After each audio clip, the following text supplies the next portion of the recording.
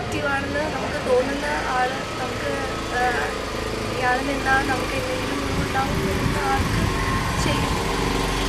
അത്രേ ചിന്തിക്കുള്ളൂ. അതാണ് അയാൾ ഏത് പാർട്ടിയാണെന്ന് നോക്കാതെ അയാൾ കുറച്ച് ആക്റ്റീവാണെങ്കിൽ നമ്മുടെ സമൂഹത്തിന് വേണ്ടി എന്തെങ്കിലുമൊക്കെ ആക്റ്റീവായിട്ട് ചെയ്യുന്ന ആളാണെന്ന് തോന്നുവാണെങ്കിൽ പിന്നെ ഞാൻ ഒറ്റയ്ക്കല്ലല്ലോ, വീട്ടുകാരും എല്ലാവരും ഡിസൈഡ് ചെയ്യുന്നത്.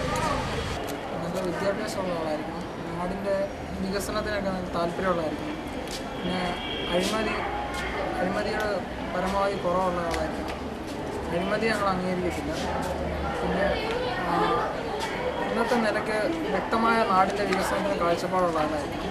പിന്നെ വിദ്യാഭ്യാസ മേഖലയിലും സ്ത്രീകളുടെ സുരക്ഷയ്ക്കൊക്കെ നല്ല പ്രാധാന്യം കൊടുക്കത്തക്ക രീതിയിൽ പ്രവർത്തിക്കാൻ കഴിവുള്ള ആളാണ്. രണ്ട് മണ്ഡലത്തിലും മത്സരിച്ച് ഒരാൾ ജയിച്ചു കഴിഞ്ഞാൽ ഒരു മണ്ഡലത്തിൽ ഇത് ക്യാൻസൽ ചെയ്യേണ്ടി വരില്ല. അപ്പോൾ അവിടെ ജനാധിപത്യത്തിന് എതിരാണെന്ന് പറയാൻ പറ്റുന്നത്. ഒരു മതേതര സ്വഭാവമുള്ളൊരു സർക്കാരിനെയാണ് ഞാൻ പിന്തുണയ്ക്കുന്നത്. ഒക്കെ കൂടുതൽ പ്രോത്സാഹനം ചെയ്യുന്ന രീതിയായതുകൊണ്ട് അങ്ങനെ ഒരു പുതിയ രീതികളുമായിട്ട് അറിയാവുന്ന ഒരു വ്യക്തി അധികാരത്തിൽ വരുമ്പോൾ അത് കൂടുതൽ നന്നായിരിക്കും. അപ്പോൾ എല്ലാവർക്കും പെൻഷൻ എന്നതിലുപരി എല്ലാവർക്കും വിദ്യാഭ്യാസമുള്ള എല്ലാവർക്കും ജോലി കൊടുക്കുന്ന അതൊരു പ്രകടന പത്രികയിൽ അങ്ങനെ എല്ലാവർക്കും ജോലി എന്നുള്ളൊരു വന്നിരുന്നെങ്കിൽ ഒരു കുടുംബത്തിൽ ഒരാൾക്കെങ്കിലും ജോലി ഉണ്ടെങ്കിൽ പെൻഷൻ ഉള്ളതിൻ്റെ ആവശ്യം വരുന്നില്ല. അപ്പം വിദ്യാഭ്യാസമുള്ള ഒത്തിരി ജോലി ഇല്ലാത്ത ആൾക്കാർക്കും ജോലി കൊടുക്കത്തക്ക രീതിയിലുള്ള ഒരു രീതിയിലേക്ക് വരികയാണെങ്കിൽ കുറച്ചുകൂടെ നന്നായി. സ്ത്രീകൾ വന്നാൽ സ്ത്രീകൾക്ക് അവരുടേതായ ആവശ്യങ്ങൾ അവരെ കൊണ്ടേ സാധിക്കുള്ളൂ.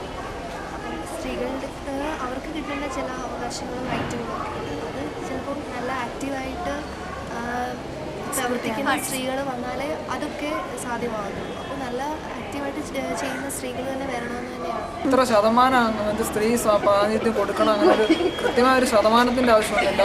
പ്രവർത്തിക്കാൻ വെളിയിലിറങ്ങുന്ന എല്ലാവർക്കും പാർട്ടി സീറ്റ് നിഷേധിക്കരുത്. അപ്പോൾ ഒരു പുരുഷ മേധാവിത്വം ഉണ്ടാവരുന്നേ ഉള്ളൂ. അതിന് ഇത്ര 50% സീറ്റ് സ്ത്രീകൾക്കും കൊടുക്കണം അങ്ങനെ നമുക്ക് പറയാൻ പറ്റില്ല. പ്രധാനമന്ത്രി സ്ഥാനാർത്ഥിയെ നോക്കിയല്ല ഞാൻ വോട്ട് ചെയ്യുന്നത്. കാരണം നമ്മളിവിടെ പ്രധാനമന്ത്രി സ്ഥാനാർത്ഥി അല്ലല്ലോ. നമ്മുടെ ഇവിടെ നിൽക്കുന്ന നല്ല പ്രവർത്തിക്കാൻ കഴിവുള്ള ആരുറപ്പുണ്ടോ എനിക്ക് തോന്നുന്ന ആൾക്ക് ഞാൻ വോട്ട് ചെയ്യും. അതിന് പ്രധാനമന്ത്രി സ്ഥാനാർത്ഥിയെ മാനദണ്ഡമായിട്ട് എടുത്തിട്ടുണ്ട്. 2009 ലോക്സഭാ ഇലക്ഷൻ വരുമ്പോൾ നരേന്ദ്രമോദി എന്നൊരു വ്യക്തിയെ ഇന്ത്യൻ ജനത പോലും പക്ഷേ കണ്ടിട്ടുണ്ടാവില്ല. അന്ന് അദ്വാനിയും രാഹുൽ ഗാന്ധിയും മാത്രമാണ് ചിത്രത്തിലുണ്ടായത്. അത് കഴിഞ്ഞ് 5 വർഷത്തിനിപ്പുറം നരേന്ദ്രമോദി എന്നൊരാൾ ഇന്ത്യൻ പ്രധാനമന്ത്രിയെ ഉയർത്തിക്കാട്ടപ്പെടുമ്പോൾ ഈ 5 വർഷത്തിനിടയ്ക്ക് അദ്ദേഹം ഗുജറാത്തിലായിട്ടുള്ള ഒത്തിരി വികസന പ്രവർത്തനങ്ങൾ, സോഷ്യൽ മീഡിയയിലൂടെ അദ്ദേഹം ചെയ്ത പ്രവർത്തികൾ അതെല്ലാം ഒത്തിരി ഇൻഫ്ലുവൻസ് ചെയ്തിട്ടുണ്ട്. അല്ലെങ്കിൽ ഒരു ഭാരതീയ ജനതാ പാർട്ടി 5 വർഷങ്ങൾക്കിപ്പുറം ഒരു പുതിയ ആളെ ഉയർത്തിക്കാട്ടുക എന്ന് പറയുന്നത് വളരെ അപ്രതീക്ഷിതമായൊരു തീരുമാനമാണ്. മുതിർന്ന നേതാക്കളെ പോലും തഴഞ്ഞുകൊണ്ട് ഒരു പുതിയ ആളെ ഉയർത്തിക്കൊണ്ടുവരുന്നു. എന്നാൽ ഇപ്പുറത്ത് മറ്റേ കാര്യം നോക്കുകയാണെങ്കിൽ അന്നും ഇന്നും ഇന്ത്യൻ നാഷണൽ കോൺഗ്രസ്സിന് ഒരേ ആൾ മാത്രം, രാഹുൽ ഗാന്ധി, മറ്റൊരു പുതിയൊരാളെ അവർക്ക് ഉയർത്തിക്കൊണ്ടുവരാൻ സാധിക്കുന്നില്ല. അതാണ് മോഡിയുടെ വിജയം. മറ്റു 3 പേരിൽ നിന്നും മോഡിക്ക് കൈവരുന്ന അഡ്വാൻറ്റേജ് അതാണ്. അദ്ദേഹം ഗുജറാത്തിന് വേണ്ടി ചെയ്യുന്ന കാര്യങ്ങൾ, അദ്ദേഹം ഒരു സംസ്ഥാനത്തിൻ്റെ ഭരണം നിർവഹിക്കുന്നു. ഇപ്പുറത്ത് രാഹുൽ ഗാന്ധി ആവട്ടെ ഒരു അമേഠി എന്ന കോൺസ്റ്റിറ്റ്യുവൻസിയെ മാത്രം റെപ്രസെൻ്റ് ചെയ്യുന്നു. അദ്ദേഹം ഒരു ഇന്ത്യ മുഴുവൻ അദ്ദേഹം അറിയപ്പെടുന്നില്ല, നരേന്ദ്രമോദിയെ പോലെ അറിയപ്പെടുന്നില്ല. പിന്നീട് അരവിന്ദ് കെജ്രിവാൾ 49 ദിവസം കൊണ്ട് ദില്ലിയിലെ ഭരണം അവസാനിപ്പിച്ചു. ഒരു മുഖ്യമന്ത്രിയാണോ ഒരു സാധാരണ മനുഷ്യനാണോ ഭരണം നടത്തുന്നതെന്ന് നമുക്ക് മനസ്സിലാക്കാൻ കഴിയുന്നില്ല. ഇത്തരത്തിൽ നോക്കുമ്പോൾ നരേന്ദ്രമോദിക്ക് തന്നെയാണ് ഒരു വ്യക്തിത്വം എന്ന നിലയിൽ നരേന്ദ്രമോദിക്ക് തന്നെയാണ് ഇത്തവണത്തെ ഇലക്ഷനിൽ കൂടുതൽ പ്രാധാന്യം കൊടുക്കുന്നത്. ഇപ്പം ഒരാൾ എം പി ആയി തിരഞ്ഞെടുക്കപ്പെടുന്നു, അയാൾ MLA സ്ഥാനം രാജിവെക്കുന്നു, വീണ്ടും അവിടെ ഒരു ഇലക്ഷൻ പ്രോസസ്സ് നടക്കുകയാണ്. അപ്പോൾ നമുക്ക് രാഷ്ട്രീയത്തിൽ കാണുന്ന പോലെ സീറ്റ് വിഭജന തർക്കങ്ങളാകുന്നു, പാർട്ടി വിട്ടുപോകലാകുന്നു, അങ്ങനെ ഒത്തിരി കാര്യങ്ങൾ വീണ്ടും ആവർത്തിക്കപ്പെടുന്നു. ജനങ്ങൾ ഇത് കാണാൻ ഒരിക്കലും ആഗ്രഹിക്കത്തില്ല. രണ്ട് കോൺസ്റ്റിറ്റ്യുവൻസിലും ഇവർക്ക് ഒരുമിച്ച് പ്രവർത്തിക്കാനുള്ള സമയം കിട്ടിയെന്ന് വരില്ല. ഇപ്പോഴാണ് നരേന്ദ്രമോദി ആണെങ്കിലും വാരണാസിയിൽ നിന്ന് മത്സരിക്കുന്നു, വഡോദരയിൽ നിന്ന് മത്സരിക്കുന്നു. UP എന്നൊരു ഫാക്ടർ, ഉത്തർപ്രദേശിലെ പരമാവധി സീറ്റ് നേടുക എന്നുള്ളൊരു ലക്ഷ്യം വെച്ചാണ് അദ്ദേഹം മത്സരിക്കുന്നത്. വഡോദരയിൽ ഗുജറാത്തിൽ നിന്നുള്ളൊരു സ്നേഹം. അദ്ദേഹം വാരണാസിയിൽ മത്സരിക്കുന്നു, ഒരു അയൽ സംസ്ഥാനത്ത് മത്സരിക്കുന്നതിൻ്റെ കാരണം തനിക്ക് ഗുജറാത്തിനേക്കാളും കഴിഞ്ഞ് മറ്റ് സംസ്ഥാനങ്ങളുള്ള ഒരു പ്രതിപത്തി വ്യക്തമാക്കാൻ വേണ്ടിയാണ്. മറ്റു പല നേതാക്കളും ഇങ്ങനെ ചെയ്യുന്നുണ്ട്. എനിക്ക് തോന്നുന്ന ഒരു കഴിഞ്ഞ ലോക്സഭാ ഇലക്ഷനിലെ ട്രെൻഡ് വെച്ച് നോക്കുകയാണെങ്കിൽ ചിലവരൊക്കെ 2 മണ്ഡലങ്ങളിൽ മത്സരിച്ചവരൊക്കെ ഒരു മണ്ഡലത്തിലേക്ക് തോറ്റു പോകുന്ന സാഹചര്യം ഉണ്ടായിട്ടുണ്ട്. അതുകൊണ്ട് അത് പൂർണ്ണമായും അത് തെറ്റാണെന്ന് നമുക്ക് പറയാൻ പറ്റില്ല. നമുക്ക് സുരക്ഷിത മണ്ഡലം തേടിയാണ് അവർ പോകുന്നത്. രണ്ടിടത്ത് ഏതിലും ഒന്ന് വിജയിക്കുമല്ലോ എന്നുള്ളൊരു പ്രതീക്ഷ കാണും. പുരുഷൻ്റെ മീശയ്ക്ക് താഴെ ആവണമെന്ന് നമ്മുടെ പ്രത്യേകിച്ച് മലയാളികൾക്ക് ഒരു കോൺസെപ്റ്റ് ഉണ്ട്. പുരുഷൻ്റെ മീശയ്ക്ക് താഴെ ആവണം സ്ത്രീകളെന്ന്. അതൊരിക്കലും അല്ല. സ്ത്രീയും പുരുഷനും ഒരുപോലെ തന്നെ, ദൈവം സൃഷ്ടിച്ച ഒരുപോലെ തന്നെ.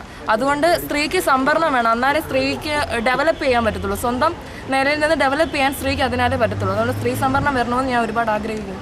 എല്ലാവർക്കും ഈക്വാളിറ്റി എന്ന ഒരിത് തരുന്നുണ്ട്. അപ്പോൾ എന്തുകൊണ്ട് നമ്മുടെ നേതാക്കന്മാരല്ലെങ്കിൽ നമ്മുടെ ഈ ഒരു പൊളിറ്റിക്സ് എന്തിന് സ്ത്രീകൾക്ക് 50% എന്നുള്ള ഒരു ഇതിനെ തടയുന്നു, എന്തിനത് വീണ്ടും വീണ്ടും മാറ്റി വെക്കുന്നു എന്ന് മനസ്സിലാകുന്നില്ല. ഇവർ തന്നെ പറയും, വലിയ പ്രസംഗം ചെയ്യും, അല്ലെങ്കിൽ സ്ത്രീകളായിട്ടുള്ള നേതാക്കൾ തന്നെ പറയും അങ്ങനെ വേണം ഇങ്ങനെ വേണമെന്ന്. പക്ഷേ ഇവരാണെങ്കിലും ഇതിനൊന്നും മുന്നിട്ടിറങ്ങുമോ, അല്ലെങ്കിൽ 50% നമുക്ക് വേണം, അല്ലെങ്കിൽ നമ്മുടെ അവകാശമാണ്, അല്ലെങ്കിൽ നമ്മുടെ ഇന്ത്യൻ ഭരണഘടന തരുന്ന അവകാശം നമ്മളത് അനുഭവിക്കുകയും വേണം, നമുക്കത് വേണ്ടതാണെന്ന് കരുതി സ്ത്രീ നേതാക്കൾ പോലും മുന്നോട്ട് വരുന്നതായിട്ട് കാണുന്നില്ല. കോൺഗ്രസിൻ്റെ തന്നെ 2 പേര് ആറ്റിങ്ങലും ആലത്തൂരും മത്സരിക്കുന്നുണ്ട്. അപ്പോൾ അതുപോലെ തന്നെ ഓരോരുത്തരും പുതിയ ഉയർന്നു വരണം. ശ്രീമതി ടീച്ചർ എല്ലാവരും ഉയർന്നു വരുന്നില്ലെന്ന് ആർക്കും അവകാശപ്പെടാൻ പറ്റുന്നില്ല. അതുപോലെ തന്നെ കോൺഗ്രസിൻ്റെ ഏറ്റവും വലിയ നേതാവാണ് സോണിയാഗാന്ധി, ഒരു സ്ത്രീയാണ്. അതുകൊണ്ട് അവരെ പോലെ സുഷമ സ്വരാജ്, മേധാ പട്കർ അതുപോലെ ഒത്തിരി പേരുണ്ട്. അവരൊക്കെ പോയി അവർ തന്നെ ഇച്ചിരി രാഷ്ട്രീയത്തിൽ ഇച്ചിരി കട്ടിപിടിക്കുകയാണ്, സ്ത്രീകളുടെ മേധാവിത്വം കൂടുതൽ കിട്ടും. കാരണം ഒരിക്കലും പുരുഷൻ്റെ അടിമയായിട്ട് സ്ത്രീകൾ ഇപ്പോഴും കഴിയുന്നില്ല. സ്ത്രീകൾക്ക് ശബ്ദമുണ്ട്, പക്ഷെ അവർ തന്നെ അത് ഉയർത്താതിരിക്കുകയാണ്. ഒരു കുടുംബത്തിലെ പെൺകുട്ടിയെ രാഷ്ട്രീയത്തിൽ ഇറക്കാൻ ഒരു മാതാപിതാക്കളും ഇപ്പോഴാണെങ്കിലും ഈ ഇത്രയും വലിയ പുരോഗമിച്ചു എന്ന് പറയുന്ന ഈ ജനറേഷനിലാണെങ്കിലും ആരും അനുവദിക്കുന്നില്ല. സ്ത്രീകൾ ഇപ്പോൾ ഒരു ജേർണലിസ്റ്റ് ആണോ എന്ന് പറഞ്ഞാൽ തന്നെ പലരും അത് അനുവദിക്കുന്നില്ല. വലിയ ടീച്ചറോ ഡോക്ടറോ ഒക്കെ ആയാൽ മതി, റെസ്റ്റ് എടുക്കുന്ന, അല്ലെങ്കിൽ നല്ലൊരു സ്മൂത്ത് ആയിട്ടുള്ളൊരു ജീവിതം. ആരും സ്ത്രീകളെ റിസ്ക് എടുക്കാനോ അല്ലെങ്കിൽ അതിനനുസരിച്ച് കൂട്ടു നിൽക്കാനോ ഒരു സ്ത്രീക്ക് ആരെയും തന്നെ അങ്ങ് പൂർണ്ണമായി വിശ്വസിക്കാൻ പോലും പറ്റാത്ത കാലമാണ്. നമ്മുടെ ചുറ്റിനും നടക്കുന്ന നമ്മൾ കാണുന്നതാണ്. അച്ഛനെ ആങ്ങളെ ആരും വിശ്വസിക്കാൻ മേലാത്ത കാലമാണ്. മറ്റു രാജ്യങ്ങളിലൊക്കെ ഇപ്പം മാലിന്യങ്ങൾ കൊണ്ട് പുതിയ പുതിയ സംരംഭങ്ങൾ ഉണ്ടാക്കാനായിട്ടൊക്കെ അവസരങ്ങൾ ഉണ്ടാക്കുന്നുണ്ട്. പക്ഷെ നമ്മുടെ മാത്രം കേരളത്തിൽ ഇതിനൊന്നും ഒരു അവസരം ഉണ്ടാകുന്നില്ല. വടവാതൂർ നമ്മുടെ ഒരു ഡംപിങ് ആളായിട്ട് തന്നെ മാറിക്കഴിഞ്ഞാൽ അവിടെ ജനങ്ങൾക്ക് ജീവിക്കാൻ പറ്റുന്നില്ല. മലിനജലം കുടിക്കേണ്ട ഒരവസ്ഥ. എല്ലാവർക്കും നമ്മുടെ പ്രകൃതിയിലുള്ള എല്ലാം ഒരേപോലെ അവകാശപ്പെട്ടവരാണ് എല്ലാ ജനങ്ങളും. പക്ഷെ അവർക്ക് അതൊക്കെ നിഷേധിക്കപ്പെടുകയാണ്. നല്ല ജലം കുടിക്കാനോ നല്ല വായു ശ്വസിക്കാനോ അവർ സാധിക്കുന്നില്ല. അതുപോലെ തന്നെ നമ്മുടെ കോട്ടയത്തിൽ ഒത്തിരി പരിമിതികളുണ്ട്. വെള്ളത്തിന് വേണ്ടി പരിവർത്തനം ഡെവലപ്മെന്റിന് ഒത്തിരി പരിമിതികളുണ്ട് നമ്മുടെ കോട്ടയത്ത്. അപ്പോൾ പുതിയ പുതിയ സാങ്കേതിക ടെക്നോളജികളൊക്കെ ഉപയോഗിച്ച് കുറച്ചുകൂടെ ഡെവലപ്മെന്റ് നമുക്ക് ആവശ്യമാണ്. മോദിയുടെ പരസ്യങ്ങൾ ചെയ്യുന്ന അമേരിക്കൻ കമ്പനിയല്ലേ മോദിയുടെ പരസ്യങ്ങൾ ചെയ്യുന്നത്, അതൊക്കെ എന്തൊരു വലിയ അനീതിയാണ് കാണിക്കുന്നത്. കാരണം ജനങ്ങൾക്ക് വേണ്ടി സേവ് ചെയ്യാൻ വേണ്ടിയാണ് പുള്ളി ഇവിടെ മത്സരിക്കാൻ നിൽക്കുന്നത്. അങ്ങനെ ഒരാള് ഇങ്ങനെ അമേരിക്കൻ കമ്പനിക്ക് വേണ്ടി ചെയ്യേണ്ട ആവശ്യമില്ലല്ലോ. അതൊക്കെ വേണ്ടി ജനങ്ങൾക്ക് വേണ്ടി, പാവപ്പെട്ട ജനങ്ങൾ അതേ ഉപയോഗിക്കുന്ന ജനങ്ങളിൽ നിന്നും ഉണ്ടാക്കുന്ന പൈസയല്ലേ. അപ്പൊ അതിനോടൊന്നും യോജിക്കാൻ പറ്റില്ല. പാവപ്പെട്ട ജനങ്ങൾക്ക് വേണ്ടി എന്തോരം സേവനം ചെയ്യാമെങ്കിൽ അത്ര നല്ലതായിരുന്നു. നമ്മുടെ അഴിമതിരഹിതമായ അല്ലെങ്കിൽ നമുക്ക് വേണ്ടി നിൽക്കുന്ന ഒരു MP MLA ഇല്ലെങ്കിൽ, ആ ഒരു സ്ഥാനാർത്ഥി ഇല്ലെങ്കിൽ നമുക്ക് നിഷേധ വോട്ട് അഥവാ നോട്ട് എന്ന ഒരു സംവിധാനം നമുക്കുണ്ട്. അതായത് നമ്മുടെ അവകാശം നമുക്ക് രൂപപ്പെടുത്താം. അതായത് നമ്മുടെ സ്ഥാനാർത്ഥികളെ നമുക്ക് ഇഷ്ടപ്പെട്ടില്ല എന്ന് നോട്ടയുടെ അളവ് കൂടുമ്പോൾ മനസ്സിലാവും. ഇപ്രാവശ്യം നോട്ടയുടെ അളവ് വളരെയധികം കൂടുതലായിരിക്കും എന്നാണ് എൻ്റെ അഭിപ്രായം. നമ്മുടെ അപ്പച്ചനും അമ്മച്ചിയോടൊക്കെ ചോദിച്ചാൽ മനസ്സിലാവും. അവർക്ക് എണ്ണയും കുഴമ്പിനുള്ള കാശ് പെൻഷൻ വഴി കിട്ടാറുണ്ട്. പെൻഷൻ നല്ലതാണ്. തൻ്റെ രാജ്യത്തിന് വേണ്ടി അല്ലെങ്കിൽ തൻ്റെ കുടുംബത്തിന് വേണ്ടി അല്ലെങ്കിൽ ഒരു ടാക്സ് എന്ന രീതിയിലാണെങ്കിലും രാജ്യത്തിന് വേണ്ടി അവൻ നൽകുന്നതാണ്. അപ്പോൾ വയസ്സാങ്കാലത്ത് ഇപ്പം എന്തെങ്കിലും ഒരു രീതിയിൽ ഗവൺമെന്റിന്റെ കയ്യിൽ നിന്നും കൊടുത്ത ടാക്സിന്റെ ഒരു അവർക്ക് പെൻഷൻ വേണ്ടതാണ്. ഒരു നേരത്തെ ഒരു മരുന്ന് മേടിക്കാൻ സർക്കാരിൻ്റെ ഓരോ വാർഷികം, ഒരു വർഷം കഴിയുമ്പോൾ 2 വർഷം കഴിയുമ്പോൾ 500 ദിവസം കഴിയുമ്പോഴൊക്കെ വളരെയേറെ ആഘോഷത്തോടെയാണ് ഓരോ പരിപാടികൾ നടത്തുന്നത്. അത്തരം പ്രവർത്തനങ്ങളൊക്കെ കുറച്ചിട്ട് നാടിനെ സെർവ് ചെയ്യാൻ വേണ്ടി കാശ് വിനിയോഗിക്കാമല്ലോ. പെൻഷന് ആ പൈസയൊക്കെ പെൻഷന് വേണമെങ്കിൽ മാറ്റി വെക്കാമല്ലോ. അത്തരങ്ങൾ കാര്യങ്ങളിലൊന്നും ഇവർ കാണിക്കാതെ ഇത്ര ആഘോഷങ്ങൾക്ക് വേണ്ടി ഒത്തിരി പൈസ മുടക്കുന്നതായിട്ട് ഞങ്ങൾ കാണപ്പെടുന്നത്.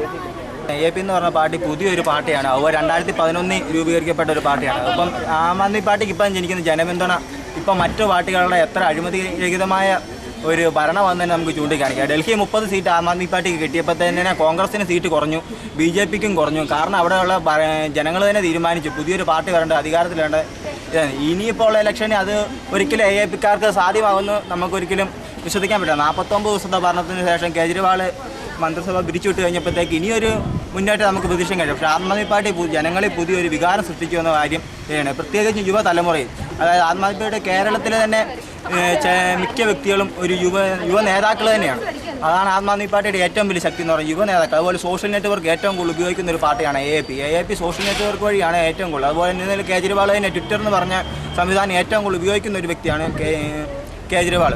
അതുപോലെ തന്നെ ഈ പ്രാവശ്യം വാരണാസി നരേന്ദ്രമോദിക്കെതിരെ നിൽക്കുക എന്ന് പറയുന്നത് തന്നെ ഒരു പുതിയ നേതാക്കളും പോലും മുന്നോട്ട് വെക്കുന്ന ഒരു ആശയമല്ല. അപ്പോൾ ആ AAP എന്ന് പറഞ്ഞൊരു പാർട്ടി പോലെ കുറച്ച് നല്ല, അതായത് ചൂല് അഴിമതിക്കെതിരെ ഉയർന്നു വരുന്ന പാർട്ടിയാണ്. അതായത് എല്ലാ അഴിമതികൾക്കെതിരെ ഉയർന്നു വന്ന പാർട്ടി. അതുപോലെ ഒരു പാർട്ടി ഉയർന്നു വരുന്ന പുതിയ ഭാരതത്തിലെ ഒരു പുതിയ മാറ്റങ്ങൾക്ക് കാരണമാകുന്നു. പുതിയൊരു പാർട്ടി നിലവിൽ വരുമ്പോൾ ഏതൊരു വിഷയത്തെക്കുറിച്ചും നല്ല രീതിയിൽ അവർ പഠിച്ചതിന് ശേഷമായിരിക്കും നിയമങ്ങൾ നടപ്പിലാക്കുന്നതും നല്ല രീതിയിൽ ഭരിക്കുന്നതും. അതുകൊണ്ട് തന്നെ നല്ല രീതിയിൽ ഒരു ഭരണം കാഴ്ചവെക്കാൻ ആ പാർട്ടിക്ക് സാധിക്കുമെന്നാണ് ഞങ്ങളുടെ അഭിപ്രായം. ഒരു അഴിമതിരഹിത ഇന്ത്യ, അതാണ് ഞങ്ങൾ ഏറ്റവും കൂടുതൽ ആഗ്രഹിക്കുന്നത്. മറ്റൊന്നുമല്ല, അഴിമതിരഹിത ഇന്ത്യ.